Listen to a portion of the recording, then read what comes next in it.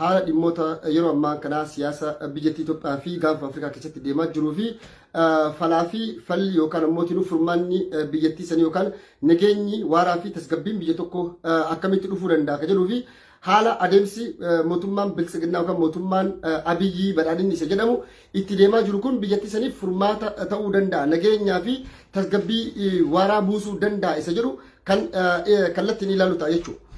Gabaabumatti afaan qawweetiin yookaan ammoo lolaan walajjeessuudhaan wal waraansaan mootummaa yookaan ammoo humna hidhatee jiru tokko mootummaan tokko jilbiinfachiisee harka kennachiisee naannoo sanitti qa'ee sanitti nagayaa fi tasgabbii fiduu danda'a ka jedhu baroota darban wanta mootummaa dargii mudate yookaan ammoo sirnootuma mootummoota addunyaa irratti wal waraanan keessa kan dhugatti garee tokko injifatee garee san biyya san keessa qulqulleessee moohee hin jiru.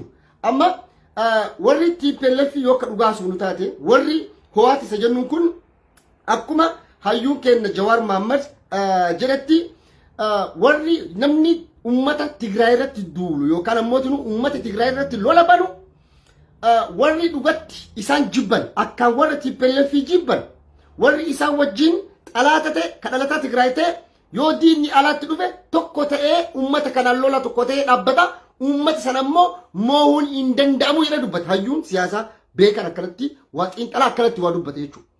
Lolli amma baname ummanni Tigraay warri Itoophiyaa yookaan imbeejii biraa mootummaan kennuufi mala warra juuntaa yookaan ammoo nuti argaa adda addaatti maxxansuu mala malee lolli baname akkuma mootummaan lembar waan ganama dubbate muumichi ministeera yookaan Abiyyi Ahmad galgala yaadatu kaadireen isaallee bilisiginnaan warri kaadiree keessa jirullee hundi isaanii waan ganama dubbatan yaadatan waan parlama irratti jedhan galgala yaadatan miidiyaa wata dhufa waan biraa dubbatan wachi dhaqa waan biraa dubbatan wata kaa waan biraa jedhan ummata gartee sadarkaa muuxannoo dandeetti hogganuu biyya ceesisuu biyya takka keessatti dimokiraasii waaraa nageenya tasgabbii fiduu fi diinagdee biyyattii utubuu biyyattii diinagdeedhaan barnootaa fi fayyaadhaan siyaasaadhaan guddisanii dirree siyaasaa bal'isuu keessatti dhugaa dubbachuudhaaf mootummaa ce'umsaa yookaan ammoo isa ashaagiree jennu kaakkanaa takkan agarre.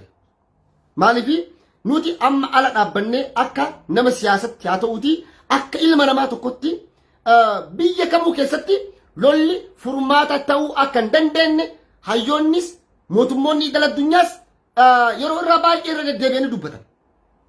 Har'a warroonni ashaagiree lola kanatti gafaa balau jedhee isa oofee isa naqe hin beektanimi warroonni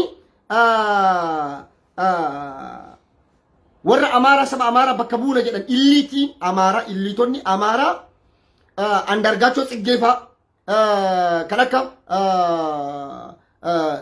eenyu camadaa ኮሎኔልቲች ሞ ጀነራል ኤኑ ጨመዳ ከጀደሙ ከና ካንገርቴ ኤቄሮ የሚባለውን ግንባሩን በጥይት እየመቱ መደምሰስ ነው። ይሄ ህዋት የሚባለው ድንጋይ ስለተደበቀው ከጀደ ወረ ደጋ ጀለት ዱከት ድንጋይ ስለተደበቀውን በጥይት ማለት ነው። ነሚች ጀደ ከሌ ነሚች ከነቱ መሪአቺሳ ሙሚች ሚኒስቴራ አብይ አህመድ ጅቹ ነሚች ይሄ የአረብ ዲቃላ ኤኑ ጀደ ቤተኒ ጆዋሪን ጀደ ይሄን ግንባሩን በአደባባይ ላይ ዱቄት ማድረግ ነው ከጀዱ ወሪ ከሌሳ ሎላ ለብሳቱ ነው አብይን ዲቤ ሎላ ከለትነክ ኢሳያስ አፈወርቂ ደበለቴ ወሪ ሞቱማ በዳዲነ ብልጽግና ጀደሙ ከና ኦፌ ሎላ ከነት ኢሰናቀ ሃዳ ኮንፊደንስ ይወካል ኢፊት አመነሙማ ዳበኒ ሶዳቻ ጅረኒ በረም አራ ወሪ ከሌሳ አብይን አባራቱ አብይን ቲበለፊን አባራቱ ቄሮ አባራቱ hayyoota keenya duu qaban ajjeefamuu qaban fannifamuu qaban jawaarfaa warri jedhe hadha kootii jijjiiratanii miidiyaa gubbaa ta'anii ambaasaadara nayyaa fakkaatanii nuti allolan labsu lolli biyya kamiifuu gaarii miti biyya teenya rabbi nagaa nu haa buusu maarra jechuun maaliif barbaachise maaf wal soobnaa maaf biyya sooban maa ummata sooban ummata miliyoona 110 biyya silaa arra itti gaafatamummaa hangafa gaafii Afrikaa deebisuu dandeettu yeroo arra biyyoota xixiqqoo gadi Jibuutii gadi taate kuftee diinagdeedhaan ummanni jireenyi itti qaala'ee duguggaa sanyii buqqa'iinsa beela rakkoo hiraara addunyaan tun biyya san ajandaa taatee irraa qaraatutti lola biraa labsuudhaaf mootummaan naannoo Amaaraa guyyaa adiidhaan lola labse He is a crime yakka guddaadha. Seera addunyaatti yakka guddaadha. Xiqqaa guddaan kun addunyaan hin caqasti. Addunyaan hin dhageetti. Ameerikaan kana caqas. Abiyyiin akkamitti deeggarti Ameerikaan? Mootummaan addunyaa kamii Ameerikaa deeggaran? TPLF warri TPLF warri ho'aata. Uummanni Tigraay yookaan ammoo waraanni raayyaa ittisa Tigraay waraana Abiyyi ka booji'u hunda eenyutu as rakkaba? UN qaba nyaata nyaachisaa obaasa. Ka wareegamin wareegama ka qaban ammoo teekkir godhan. Haala sadarkaa gartee warroota ajajoota iyyuu sadarkaa inkibikaaf kunuunsa addaa godhamaaf warra amma booji'aman kana keessa. Eenyutti kennan mootummoota addunyaatiin qabaa kunuunsa kuno warra akka raawwate ammoo ibalu ajajoota hin barbaanna kana ammoo seeraan gaafanna jedhanii mootummoota addunyaatiif walii galanii socho'aa jiran. Kan bulchiinsi mootummaa naannoo Amaaraa Aganyoota Shaagar guyyaa adiidhaan miidiyaa gubbaa taa'ee lola labsa. Ammallee nagaa labsaatiin jiru. Lola labsaa jira ammallee. Dhumaatii labsaa jira.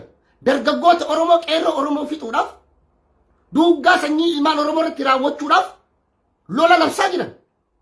Har'a lolli Aganyoota Shaagar labse kana CIA'n Ameerikaan caqasaa, imbaasiin Ameerikaan caqasaa, gamtaan Awurooppaan caqasa. Ejjennoon isaa jechi inni dubbate jecha Abiyyi dubbate kanaan beekta addunyaan. Maaliif jaaramiyaa siyaasaa tokko keessa jiran ejjennoo tokko qaban kaayoo fi akeeka tokkoon deeman duula tokko geggeessan. Aganyoota Shaagar kitat የሚባል ጥሪ ተደርጓል jedhe lola labse. Yaamicha lolaa kana gogore qotee bulaan warri rasaasa xiyyiitii qawwee mootummaa qabatanii baatan. Ka mootummallee qabatin ka dhuunfaa qabdan xiqqaa guddaan dargaggoon hundi zamachaa zimat jedhe awwache. Nuti sooshaal miidiyaa gubbaatti jennee jecha akkanaa kana jechuuf itti qaanfannu. Warrummaa sooshaal miidiyaa gubbaa jirru warra sadarkaa mootummaatti osoo hin ta'in aktiivistoonnummaan Oromoo yoo ta'u namni dhuunfaa tokko miidiyaa gubbaa taa'ee yoo akka lola labsu taate biyya kamuu keessatti seera addunyaatiin na labsiisa. Anamma yoo lola labse namni tokko biyya Jarman kana keessatti na himate viidiyoo kiyya san fudhate ragaa kiyya san fudhate kunoo namni kun duguggaa sanyii labsaa jira. Lola labsaa jira. Wal waraansa dhumaatii labsaa jira jechuun seera idil addunyaatii fi seera biyya kamuu keessatti seera na adabsiisu jechuudha. Kanaaf Aganyoota Shaagar addunyaan ima callisee ilaalaa jirti. Walii qabaa fi jirti dookumentii jira. Walitti tuulaa fi walitti qabaa fi deemti jechuudha. Mootummaan naannoo Amaaraa lola labse. Gaafa lola labse kana keessatti akkuma inni asiin dura dubbate rakkoo wal waraansa walitti bu'iinsa uummata Tigraay fi Amaaraa rakkoo Itoophiyaa fakkeessinee jirra. Sababa kanaaf Oromiyaarraa humna addaa yookaan liyyuu hayli kuma kudhan ga'u argannee jirra. Ka jedhanii awwalallee oofanii akka horiitti ilmaan Oromoo itti oofanii itti naqan. Ilmaan Oromoo qaruutedha. Akka isaanii jazbaa gowwaan taane. Dirqiin oofan kun harka kennate kun affaar hin bade kun hin gale kun waraana bilisummaa Oromootti makame. Dhumatee jira.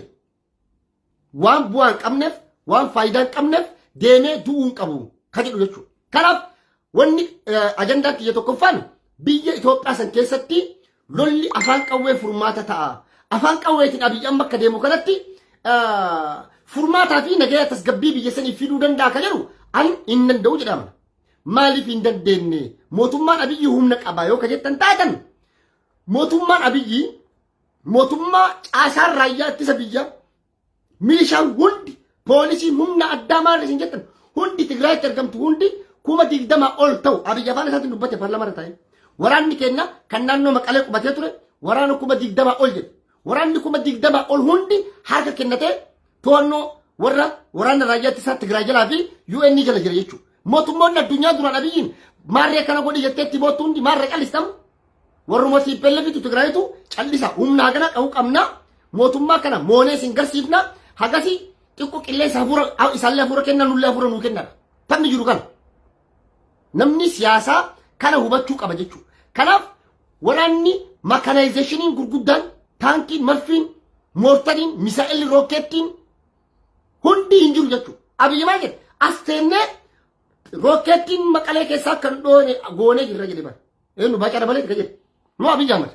Akshima maal jedhe. Mee akkamitti danda'ama? Namni tokko rookeettii harkaa qabu as teetti akkamitti akka shabtu. Ameerikaan akka shabtu. Ummata sammuu sobanii sammuu gowwoomsuuf ummata doomsuuf kijibni isaan kijiban isaan hin ceesisu yoo akka isaan dhidhimsu taate malee. Kanaaf biyya san keessatti furmaata Abiyyi fiduu hin danda'u.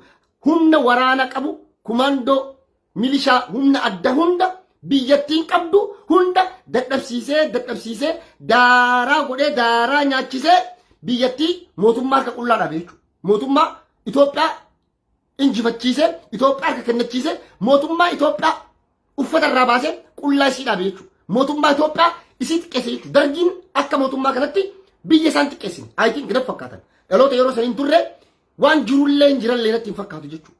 Kana namuu sirriitti beekuu fi hubachuu qabaa jechuudha.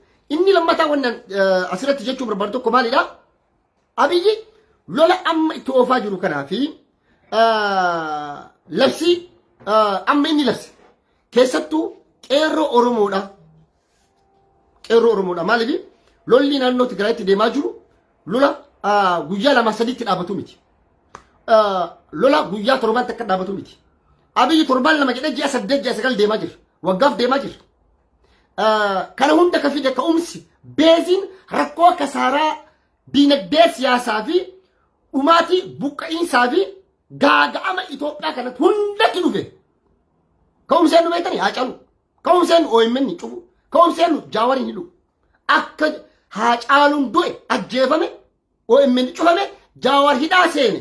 Way Itoophiyaan nagaa argatte. Way Abiyyi hafuura baafate. Way Abiyyi riiba rafe. Akkanatti osoo halkan guutuu ta'u paarlaamaa keessa rafuu isa ga'e jechuudha. Odoo of ta'e mana isaa qulqulleesse saba isaa jaaree humna jabaa horatee of duubaa qabaate dhugaadhaan qabsaa'e dhugaaf qabsaa'e dhugaa haqa uummata Oromoo awwaaluu dhiisee haqaa fi dhugaa uummata Oromoo deebisee haqaa fi dhugaa sabaaf sablammoota hunda deebisee Itoophiyaa hunda keenya walqixa keessummeessitu hayyoota mari'ate warra aadaawii fi bala hoggifaa'u kana dhiisee odoo dhugaadhaan siyaasa beeke har'a balaa kana silaa ga'uu baate namni akka carraa lootarii Abiyyi Ahmed argate addunyaa kana irra hin jiru. Odoo difaajin odoo wareegama takkan kafalin nama dhufee bara masaraa siinii dhiiga qeerroo Oromoo irraan tarkaanfatee jechuudha. Mootummaa akkana carraa argate kana carraa san hundatti taphatee biyyattii kudhaarra biyya nyaachisee biyya namaatii gadi biyya ambaatii gadi isii kaa'e jechuudha. Itoophiyaa tashannifaallee Itoophiyaatti shannafe booree afaanii miti yaa. Hojiidhaan agarsiisudha. Ammallee lola biraa labsaa jira Abiyyi beeka. Kanaaf lola biraa yeroo labsa jennu kana hundi keessan akkuma beektan lolli kaabaa kun ilmaan Oromoodhaa inni ilaallata akka jiru. Lolli kaabatti deemaa jiru kun ilmaan Oromoo parsantii dhibbatti ni ilaallatu. Kan wal waraanutti jiru diinaa miti. Obbolee jallamaan biyya takka keessa jirra biyya Itoophiyaa jedhamtu qabna. Namuu dirqiis itti fe'amtullee kun jaalatellee itti fe'amtullee biyya Itoophiyaa jedhamtu keessa jira. Kan wal waraana eenyu Amaaraa fi uummata Tigraay. Amaaraa fi Tigraay wal waraanaa jira. Lolli isaanii lola iristeeti. Lola lafaati. Lola lafa balballeeffannaati. Umaraan kiyya walqaayiti kiyya keetii miti kiyyaa raayyaan keetii kiyyaa miti. Kan lolaa jiru. Oromoon ilaallatu. Sabaaf sablammii kamuun ilaallatu. Ilmaan Oromoo xixiqqoo ijoollee sabiyyii silaa arra barnoota barattu. Silaa arra jijjiirama biyya saniitiif maltu. Kabor ammoo waardiyyaa Oromiyaadhaa taatu. Dargaggoo qeerroo Oromoo jumlaan dirqiidhaan maqaa beeraawitiin kafe'aa fi guuraa jiran argitanii jirtan. Lolli kun ilmaan Oromoo isiniin ilaallatu. Maatii ilmaan keessan erguun qabdan. Yoo dhugatti ilmaan miskiinanii haga guuran dhugatti Itoophiyaa tashannifaallachi Abiyyi jedhu san dhalaa Oromoo shamara Oromoo tokko haga fuudhu ijoollee dubartii sadii Ameerikaa barsiifachaa jira Abiyyiiti. Ijoollee isaa maaliif lola kanatti hin argine? Lamna ilakam. Adaanacha beekee ijoollee warri Finfinnee gaafii sirrii gaafatan. Mucaa kee dargaggeessa kee jalqaba lola kanatti ergi nu ammoo isa duubaan hiriiraa jedhan. Maqaa Finfinneetiin ijoollee qotee bultoota Oromoo guuraa magaalaa Finfinnee fida ijoollee Finfinnee kan deemu araadadha qaruu ta'e. Kennoo jumlaa walii qabanii achi ergan jechuudha. Maal godhan hiraata qawwee godhan qoraan godhuuf ijoollee Oromoodha. Ijoollee Oromoo duuggaa sinyitti raawwachuudhaaf jechuudha. Har'a kan dirqiidhaan fuudhaa jiran. Mucaa tokkotu maal naan jedhee milishaadha. Obboleeyyan isaa kunniin milishaadha. Warra milishaa hidhataadha. Warra milishaa kana ixaa darban. Wata ixaa darban obboleessa isaa tokko irra ga'a. Ixaan. Ka milishaa kun ka duraan milishaa hidhataa gandaa ture kun dhimbate. Loluma kana sodaatee badee tare. Badee tarra mootummaan Abiyyi maal godhe? Ijoollee isaa gurguddoo lama abbaa keessa fidaa yookaan isii fuula jedhanii dirqiin ijoollee labii isaa fuudhanii dabarsan. Namni dirqiidhaan guuramaa jira. Mootummaan dargii beeraawii guuree nageenyaa fi furmaata biyya sanii fiduu hin dandeenye. Nageenyaa fi tasgabbii waliigaltee ka fiduu danda'u yoo ilmi namaa walitti dhufe waa'ee nageenyaa haase, waa'ee dimokiraasii haase, dirree siyaasaa bal'ise, marii biyyoolessaa geggeesse, marii angoota siyaasaatii fi hayyoota, beektota, jaarmiyaa siyaasaa mormitootaa fi hidhataa ka hidhatee gaara keessa jiru hunda bakka tokkotti hirmaachisee hammatee isaan kana hunda ija takkaan akka bitaa fi mirgatti ilaalee ilaaf ilaameedhaan yoo akka dubbiin furamuu taate biyya takka keessatti nageenyi dhufuu danda'a. Har'a taayya danda'a areedoofaan taayya afaan jechuun kaadireen PP har'a ilmaan Oromoo qeerroo kaleessa abaaraa turte. Qeerroo kaleessa girriisaa jechaanii turan. Qeerroo kaleessa shororkeessaa jechaanii turan. Qeerroo kaleessa warra gumaa jechaanii turan. Har'a qeerroo jedhanii isaan faarsan. Gaafa kaleessa bal'oo wareegamee sibiilu soomse kaleessa abaartee kalee jumlaadhaan hiitee mana dhatti irra taa'uu jirtu har'allee bara madara keessatti walii qabanii ilmaan Oromoo kumaatamaan irra taa'aa jiran. Kaafi ammoo qa'ee keessaa fe'aa jiran. Humna Oromiyaadhaa laaffisuudhaaf. Amaaroo Kamaara maal godha? Dulloota jedhame malee dargaggoota kan jedhu. Maaliif inerjii boriitiif lafa kaa'ata. Plan B qaban jedhu plan A plan B qaban. Yoo ka akkana mootummaa taate bor dargaggoo jira dhumarra kaatan. Awwala keenuu dhumuu qaba dargaggoon ka Oromooti. Ifixuu dhagaa. Ka Oromoo chigara loo. Caaluut liyyuu hayyi Oromoo galchaa fixa. Dargaggoo Oromoo amma guuran ka Harargee irraa fe'aa jiran. Ka bakka maraa fe'aa jiran. Ijoollee sabiyyii lola hin beeyne. Ijoollee takkaa rakkoo agartee hin beeyne. Gaara baraa gammoojjii Tigraay san keessa. Ijoollee daqiiqaa takka taa'uu hin dandeenye. Ijoollee dheebuu hin dandeenye. Ka takkaa haadhaaf abbaa jalaa baatee hin beeyne. Har'a fuutanii feetanii achi ogeessisan ijoollee Oromoo ilmaan Oromoodha odoo leenjii gahaa hin qabaatin odoo muuxannoo waraanaa hin qabaatin ijoollee hoyiidhaan sirbatti bananii kaan sobanii kaan maallaqa damooza mindaa ji'a 4 ji'a 8 yeroo takka isinii kafalla jedhanii ilmaan Oromoo achi oofanii qoraan godhuu jedhan jechuudha.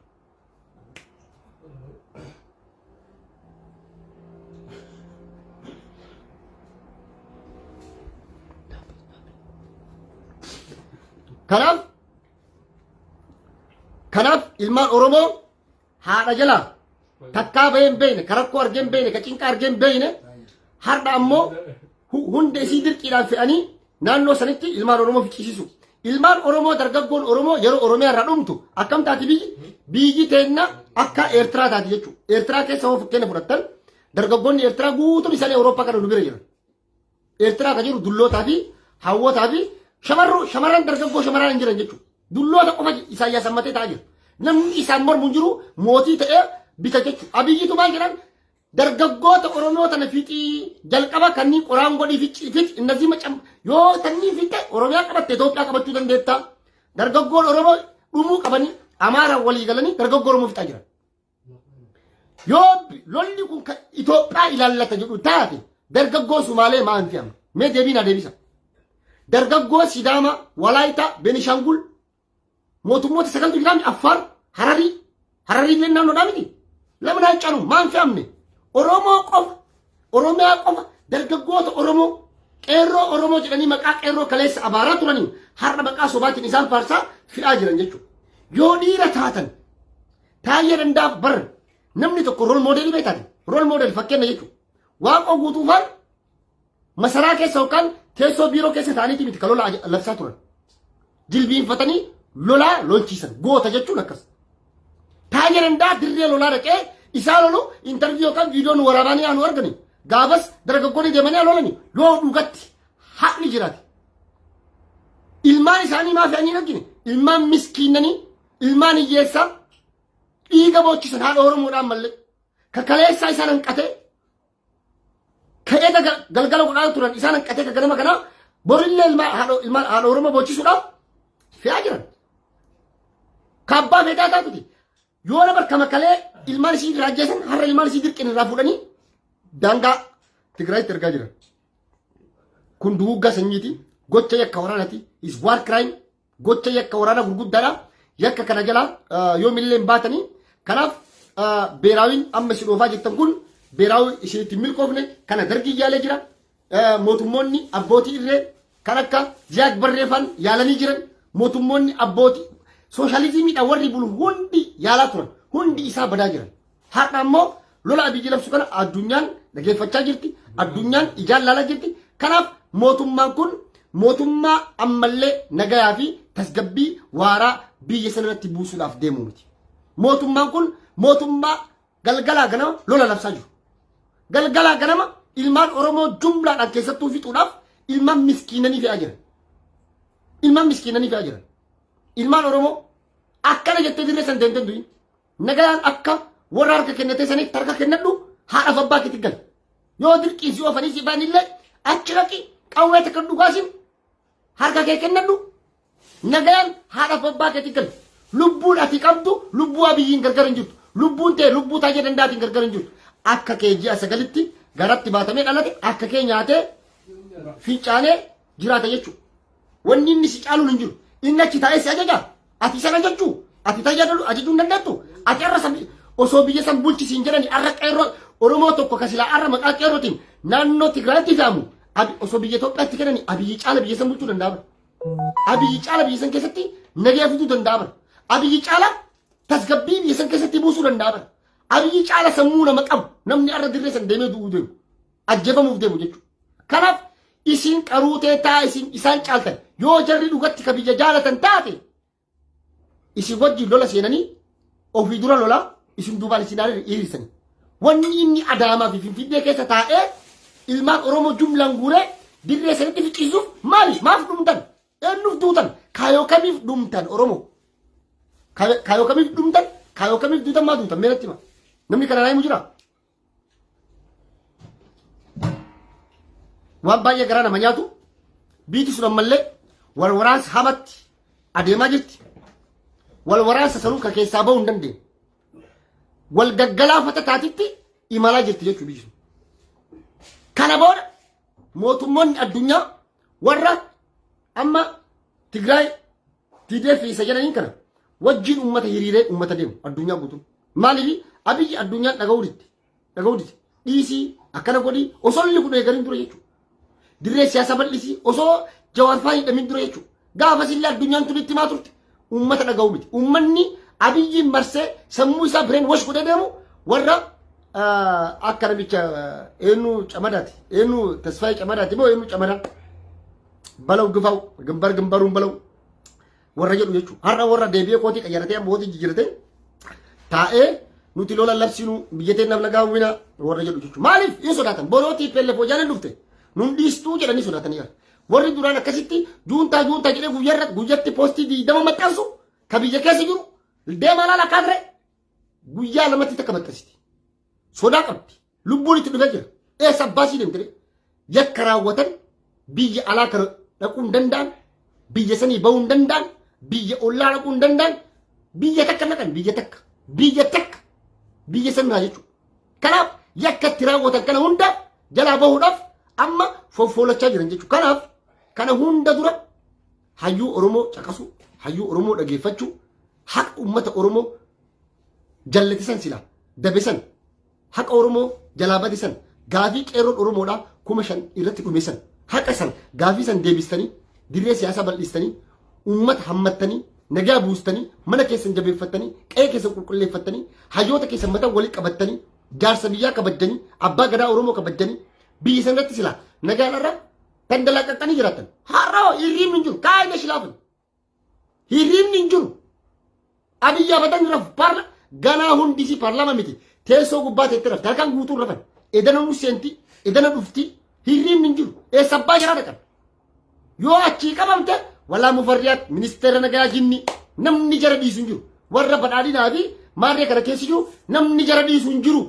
Maaliif argaa jirraani? Humni isaanii dadhabee waraana dhabanii milishaa dhabanii xiyyiiti dhabanii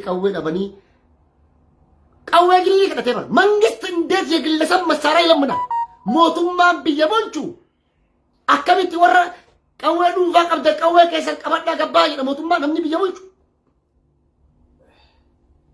የአገር ሉዓላዊነት አደጋ ላይ የወደቀበት ሰዓት ቢርመዱማን biyyatti kufee jira bara hin jiru Itoophiyaa biyyi jedhamtu yoo deebi'anii ijaaruudhaaf Itoophiyaan maanu bara akka naannoo Tigraay caala garaa nyaattee jirti.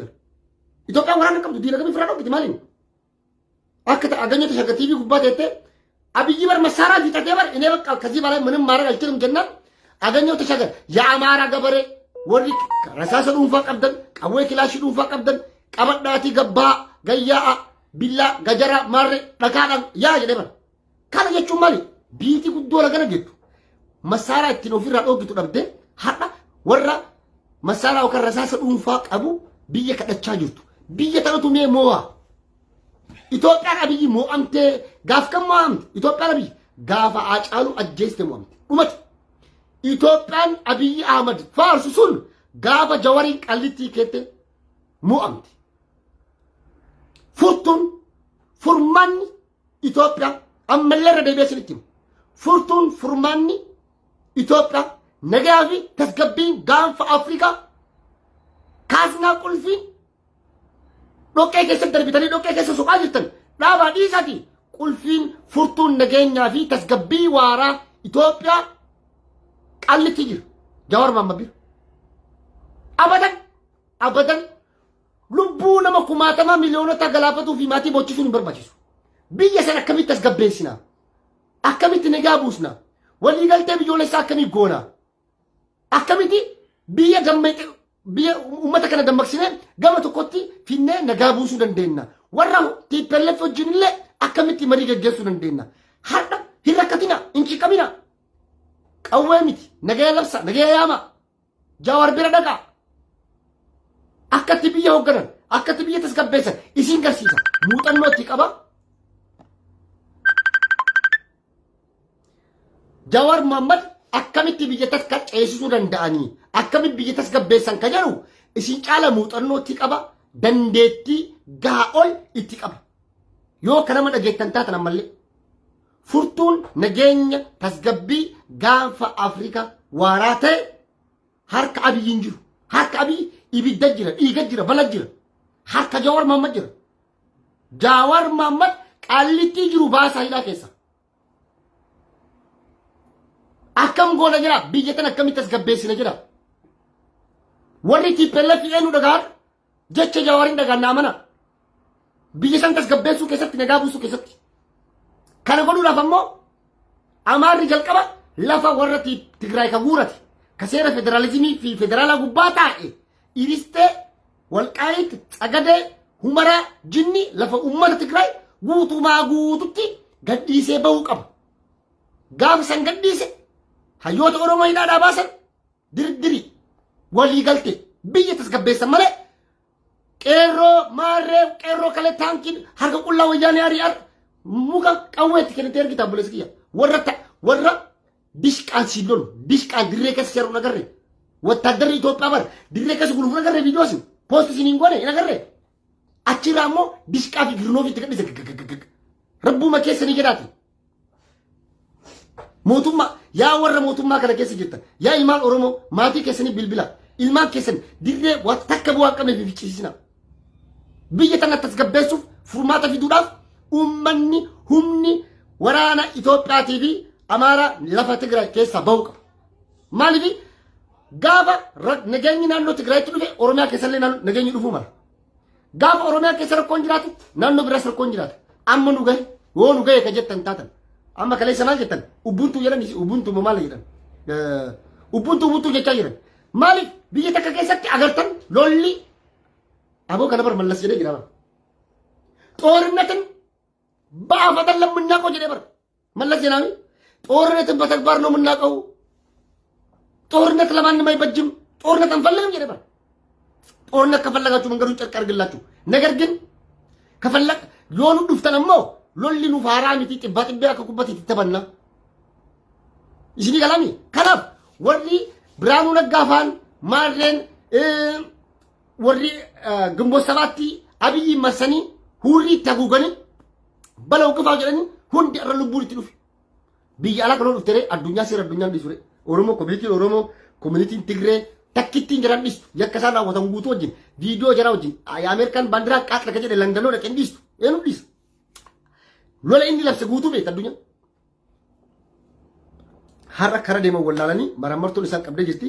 Kanaaf ammallee biitti sun nagaa tasgabbii buusuudhaaf warri yakka dalagan seeratti dhiyaatanii akka seera akkam gooti seera. Namni nama kana mara ajjeesee biyyattii tana mara daaraa godhe yakka jalaa bahee bilisaan ammallee jiraata jechuun danda'ama. Namni waan hojjetisan ka harka isaa argatee biyyi sana ammallee waliigalteen biyyoolessaa gaggeeffamee hayyoonni bahanii waliigalteen gaggeeffamuu qaba. Tooftaa warri abiyyi faan itti deemtu mufarrat faan itti deeman warri itti pelleef isaan caala qaruutedha hin dhagaan. Ibaluu fidaa abiyyaan gorraa buusnaa hin dhagaan. Biltsiginnaa guutuutti xaragamtee baatu malee jedhan bakka lolli hin dhaabbatu warri itti pelleef. Inni daallan humna qabnaa haga bakka barbaannetti. Amma dammoo as deebiin maa jiran? Kun kaanii maarree kijaa waraana jira wal dhabanii tiippellee fi bakka sadii bakka afuritti addaan baatu jira. Oromoodha jira. Jarri Oromoodha. Jarri Oromoodha. Adda bilisummaa Oromoo tokkoome. Maarree Kamal galchuu dinni akkasii jira. Jawari sinitti beeman. ናሽናሊዝም እንዴት እንደሚሰራ ስለማቅ በትግራይ ላይ የተቃጣው ጦርነት ሁሉም አንድ ሆነው ይዋጋል። ተቆጣጣሎች አበደም ጀረከ ሰቲ ቆቆደሚ ሲሉ ፈየቹን ጀሩ ዳራታት ኦፍ ቤከን ረኮት እንታራ ቦራሱ ነው ጀረ ጀረ ከከሰኒ ጎዋ ምትቀሩት ይላል ሳይቢ አችልም እንንዴት ከናፍ ኡመን ይኩን ኡመታ ደረኑ ሁምነ ቁዳቻው ነው ወረቻሉ ቤ አመለ ilmaan xixiqqoo inficcisiisina lola kana dhaaba nagaya labsa angoo bakka jirtanii angoo gadhiisa mootummaa biyyattii warra hayyoota siyaasaa kenna mootummaa ce'umsaa hundeessa waliigaltee biyyoolessaa geggeessa nagayaaf tasgabbii buusa kana wantaani ati diina Itoophiyaati namni Itoophiyaan lolu diina Itoophiyaati ka Itoophiyaan lolaa jiru Abiy ka Itoophiyaan lola labsi Abiy ka Itoophiyaan lola labsaa jiru Amaara warra iristee jechuudha warri iristee warri Itoophiyaanotu ijaaree utubee jedhu har'a lafa namaa saamu uummata kana jechuudha. Kanaaf kaaraaf jedhe kan uummatatti isin irraa wadhaa yeroo biraa wal agarraa nagaa keessa naa jiraadhaa dhaamsa kiyya kana sheer waliif godhaa waliif dabarsaa isin jechuu barbaada galatooma.